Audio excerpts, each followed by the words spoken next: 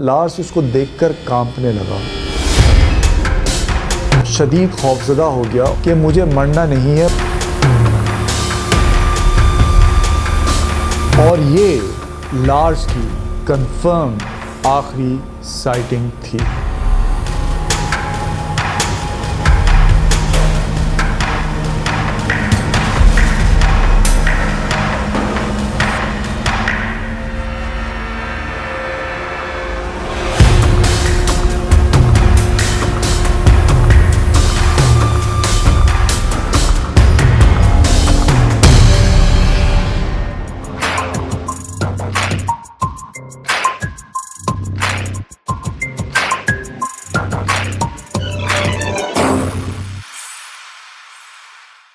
इस शख्स का नाम लार्स मिठांग था। आज के गपशप विद अदील में हम इसकी डिसअपीयरेंस स्टोरी डिस्कस कर रहे हैं, जो किसी साइकोलॉजिकल थ्रिलर से कम नहीं और मिस्ट्री भी है और बहुत सौ के लिए मेटाफिजिकल भी। 30 जून 2014 को लार्स अपने 5 दोस्तों के साथ जर्मनी से बल्गेरिया गया। बल्गेरिया के शहर वर्ना के करीब एक बीच रिजॉर्ट है जिसका नाम गोल्डन सैंड रिजॉर्ट है। वहाँ इनका स्टे था। सफ़र के दौरान सब कुछ नॉर्मल था। वो बीच पर रिलैक्स करते थे, स्विमिंग करते थे, फुटबॉल खेलते थे और रात को क्लबिंग के लिए जाते थे। लार्स के दोस्तों के मुताबिक वो खुश और रिलैक्स था।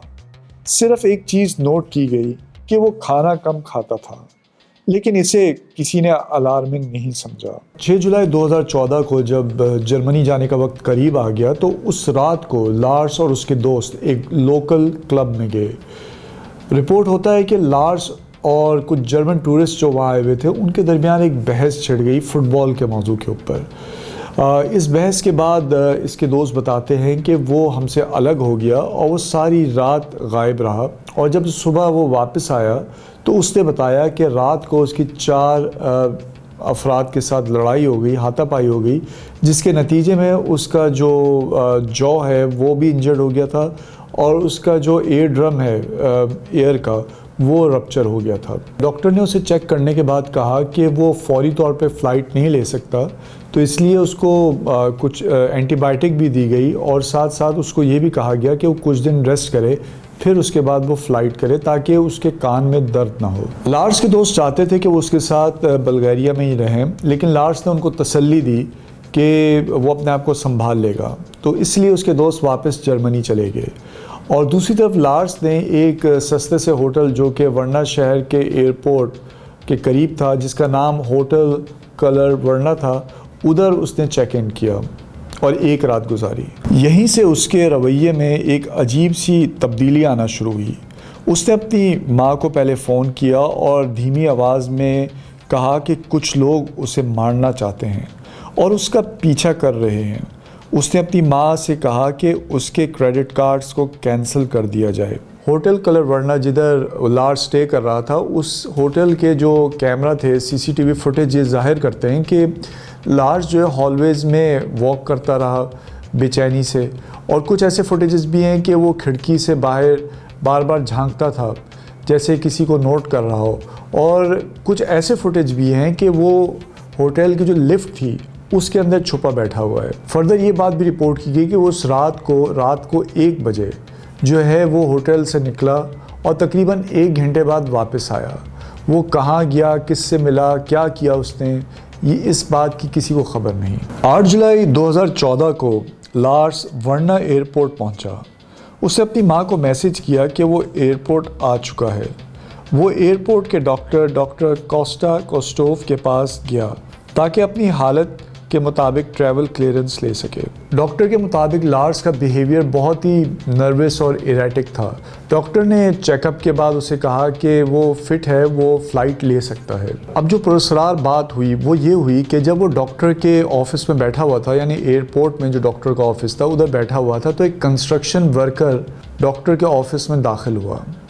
जैसे ही वो कंस्ट्रक्शन वर्कर ऑफिस में दाखिल हुआ, लार्स उसको देखकर कांपने लगा और शदीद खौफजदा हो गया और चीखने लगा कि मुझे मरना नहीं है, मुझे मरना नहीं है, मुझे यहाँ से निकलना है। इसके बाद लार्स अचानक डॉक्टर के ऑफिस से भाग गया।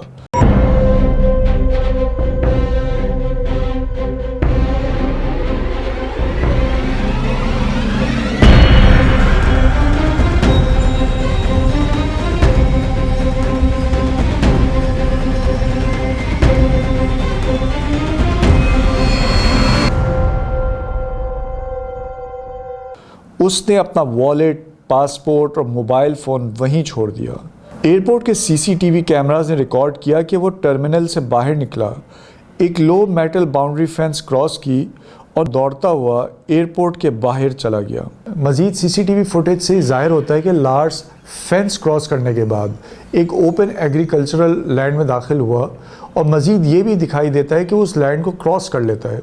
उस लैंड को क्रॉस करने के बाद वो एक ऐसे एरिया की तरफ भागता है जहाँ स्कैटर्ड ट्रीज़ होते हैं और कुछ झाड़ियाँ वगैरह होती हैं। इसको हम जंगल तो नहीं कह सकते, लेकिन एक छोटा सा ऐसा एरिया जिधर स्कैटर्ड ट्रीज़ थे। और ये लार्स की कंफर्म्ड आखिरी साइटिंग थी।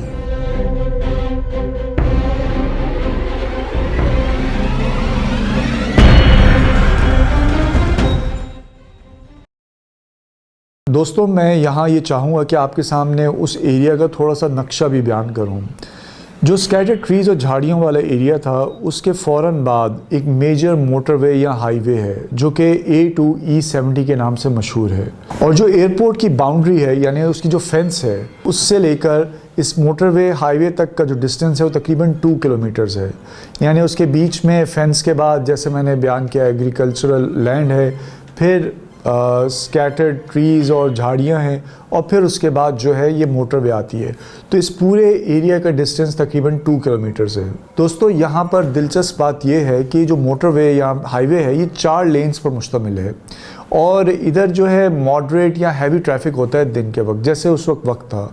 लेकिन किसी भी कैमरे ने जो इस हाईवे पे लगा था लार्स को रिकॉर्ड नहीं किया। दोस्तों, बिलफर्ज अगर लार्स ने वो मोटरवे क्रॉस भी की हो तो इसकी कोई रिपोर्ट नहीं मिलती कि किसी ड्राइवर ने उसको देखा हो या उसका कोई एक्सीडेंट रिपोर्ट हुआ हो। दोस्तों, हाईवे के बाद का जो एरिया है, अगर उसने उसको क्रॉस भी किया तो उस तरफ जो है रूरल फार्मलैंड है और स्पार्सली पॉपुलेशन पर मुश्तमिल है, और वहाँ छोटे छोटे विलेजेस हैं जो एक दूसरे से दूर दूर हैं। अथॉरिटीज़ ने एयरपोर्ट के करीबी इलाकों और ट्री पैचेस में सर्च ऑपरेशंस किए, डॉग्स का इस्तेमाल भी किया गया, लेकिन कोई सॉलिड लीड नहीं मिली। ये भी फैक्ट है कि बल्गारिया में प्राइवेट फार्मलैंड बहुत ज़्यादा हैं और हर जगह थॉरली सर्च करना प्रैक्टिकली मुश्किल होता है। इस इलाके में फॉक्सेस, वाइल्ड डॉग्स और कभी कभी वाइल्ड बोर्स भी पाए जाते हैं, लेकिन ना कोई ब्लड ट्रेल मिली, ना कपड़े, और ना ही कोई हड्डी मिली या कोई और फिज़िकल एविडेंस। ये बात इस केस को और ज़्यादा मिस्टीरियस बना देता है। कुछ थ्योरी ये भी सजेस्ट करती हैं कि शायद कोई वाकई उसका पीछा कर रहा था, लेकिन इसके हक में कोई सॉलिड एविडेंस आज तक नहीं मिला। ये भी कहा जाता है कि शायद वो ज़िंदा हो और किसी और कंट्री में रह रहा हो, लेकिन बिना पैसे, बिना पासपोर्ट और बिना आइडेंटिटी के ये बात बहुत अनलाइकली लगती है। दोस्तों, यहाँ पर अब मैं लार्स की डिसअपीयरेंस के हवाले से एक मुख्तलिफ एंगल से इस बात को मज़ीद आगे डिस्कस करना चाहता हूँ, जिसका ताल्लुक ऑफिशियल इन्वेस्टिगेशन से बिल्कुल नहीं है, बस एक पॉसिबिलिटी है जो मैं आपसे डिस्कस करना चाहूँगा।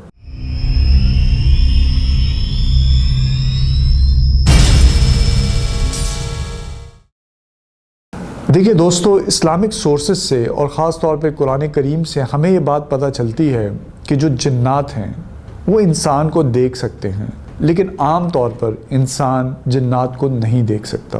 क्लासिकल इस्लामिक स्कॉलर्स ने अपनी किताबों में लिखा है कि जिन का इंसान के जिस्म पर असरअंदाज होना और कभी कभी उसे उठाकर दूर जगहों पर ले जाना शरई तौर पर नामुमकिन नहीं।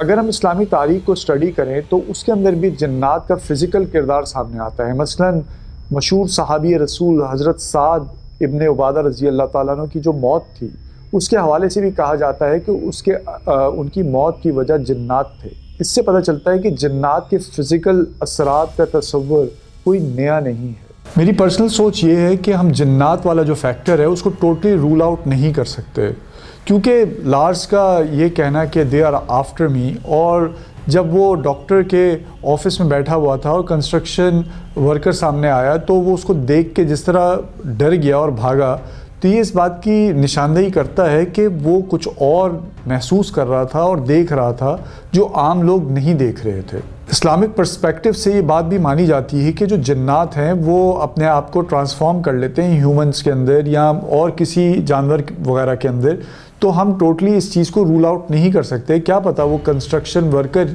कोई जिन हो जो उसको दिख रहा हो लार्स को। लेकिन मैं यहाँ इस बात का दावा नहीं कर रहा कि ऐसा ही था, मैं सिर्फ एक पॉसिबिलिटी बयान कर रहा हूँ। इस केस का जो सबसे डिस्टर्बिंग पहलू है वो यही है कि लार्स की ना कोई लाश बरामद हुई, ना ही उसके कोई कपड़े बरामद हुए, ना ही उसका कोई एविडेंस किसी भी चीज़ का मिला। यही सबसे ज़्यादा डिस्टर्बिंग फैक्ट है कि वो अचानक डिसअपेयर कहाँ हो गया।